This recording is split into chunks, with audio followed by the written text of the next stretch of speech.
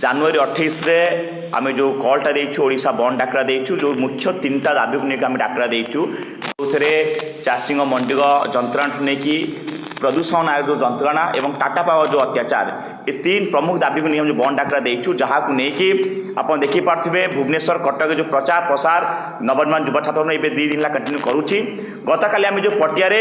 शताधिक कार और बाइक जो आम प्रचार करूँ प्रचार कर समय आप देखिए जो सरकारी चैनल जी 28 तारीख बंद पाई गोटे लाइन लिखला ना न्यूज बाहर कला ना किंतु काली ये आंदोलन विफल करने पिला अत्याचार करने जो गोटे न्यूज बनई जो थे देखिए कही कि युवा गोष्ठी मैंने उत्पात होती डिफेम कर देखिए जो सरकारी चैनल करछि जी अच्छी मुख्य प्रधानमंत्री से जाऊँ रोड शो कर देखिए विंडो निजे प्रधानमंत्री गाड़ी विंडो सामने बाहर चलुंट से देखा ना कि काली आम प्रचार करूँ या ओडिशार स्वार्थ ये प्रचार प्रसार होता दौलू समर्थन दिंतु साथ दिंतु या से न्यूज चैनल माध्यम एमती कले जहाँ फल जी आम युव नेतृत्व अच्छा घर गाड़ी नवा सहित कहला कहीं मो गाड़ी नहीं जाऊँ नेबू और तुम्हें बेस पार्टी कले आम आरेस्ट कर नहीं जीवु ये जो अत्याचार दमनला या ओडिशावासी बर्दाश्त कर आसंता 28 तारीख नव संगठन युवा छात्र संगठन जो ओडिशा बंद डाकरा जो हिसाब से साधारण लोक आसूची एटा सरकार बर्दाश्त करि पाउनी सरकार को गोटे बहुत बड़ा प्रभाव पड़ुची जहाँ सरकार घरे पुलिस आरटीओ वाला सब कर्मचारी पहुंचिकी दमलीला गाड़ी नहीं जाइछंती आम कहीदेप चाहूँगी तुम दम अच्छी सस्ता अच्छी आज बहुत बड़ा कंपानी कारखाना जार पॉल्यूशन सर्टिफिकेट ना धरी पाउन ए जी आज ओडिशा स्वार्थ कथा कहूँ प्रचार करुच्ची तुम दमलीला करके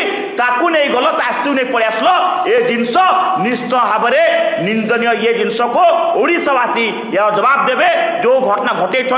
देखिए गाड़ी नवा सहित 5,000 टଙ୍କା फाइन देइछंती। देखो तो नवनिर्माण कृषक संगठन मुख्य रूप से धान मंडी जो व्यवस्था चली जहाँ को धान पड़ गई 1000 क्विंटाल उठूना जदि टोकन मिलूना टोकन मिलने अधा मिलूँ 40 क्विंटाल 20 क्विंटाल मिलूँ ये तमाम परिस्थिति 5 केजी 10 केजी काट चलवा तेणु चाषी एत अस्तव्यस्त प्रथम कथा यहाँ द्वितीय कथा हूँ जो कथा को लेकिन आम पॉल्यूशन को लेकिन जो नाटक चली 42,000 कोटी टंका जी कि कंपानी मान सरकार आदाय कर पारना किंतु एपटे 13 कोटी आदाय करने 10,000 50,000 फाइन चली ये फाइन केमती रद्द करा तृतीय कथा हूँ जोटा आम कहूँ टाटा